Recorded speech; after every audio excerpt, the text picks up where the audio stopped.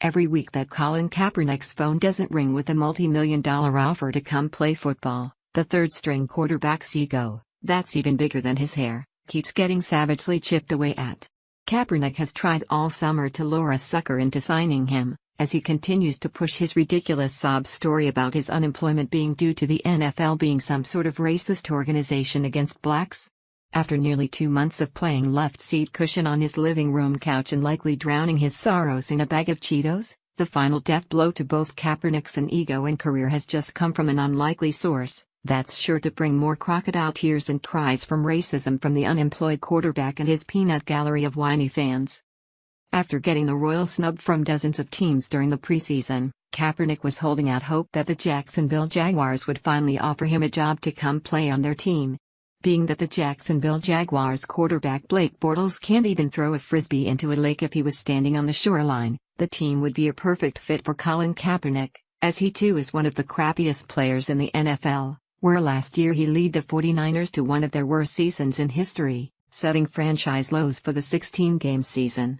The Jaguars would have been the perfect team for Kaepernick to pretend to play football with, where he could then pursue his actual goal in life, which is to disrespect our country and our nation's soldiers and police officers every time the national anthem plays. But unfortunately for Kaepernick, it looks like his current position as left seat couch cushion warmer will be a permanent one. Rather than signing Kaepernick, the Jaguars signed Ryan Nassib, who's an even crappier player than he is. Most people have never even heard of Nassib, and need to Google his name where they are then greeted by an incredibly low stat sheet, as Nassib has been struggling immensely throughout the preseason to even do simple things like throw the football straight.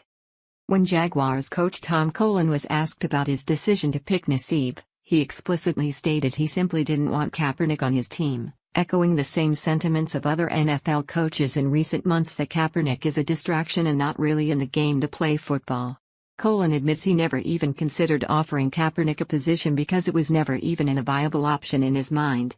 "No, I didn't," Colin told CBS about whether he even considered Kaepernick. "We did the study, the research, and we weren't interested." When asked specifically what turned him off about Kaepernick, Colin went on, "I'm not explaining it," implying that Kaepernick's anti-American antics over the past year says enough about his decision. It only takes a few functioning brain cells to see why Colin refused to sign Kaepernick, as the former 49ers quarterback's actions over the summer have been revolting, at best. Kaepernick hanging out in his bug and crap-infested homeland of Ghana over Independence Day. After denouncing America and fleeing to his homeland of Ghana over July 4th to celebrate his independence from racist Americans, Kaepernick has been busy race-baiting with his Muslim girlfriend for the past several months, pushing the ridiculous nonsense that he has not been signed because the NFL is a racist organization. A source close to Kaepernick reveals that the former 49 quarterback has an extremely high opinion of himself, and views himself as America's race messiah. Because Kaepernick thinks he's so important, he believes he should be paid more than other NFL stars, and has played the race card all summer in the hopes that the media's frenzy will help him land a massive contract with a top NFL team. Kaepernick even enlisted the help of the NAACP to help push the ridiculous narrative, where they held angry protests in New York City to protest the injustice of Colin Kaepernick still not being signed to an NFL team, asserting that the football organization is racist and has violated Kaepernick's basic human rights by not offering him a multi-million-dollar contract to play ball.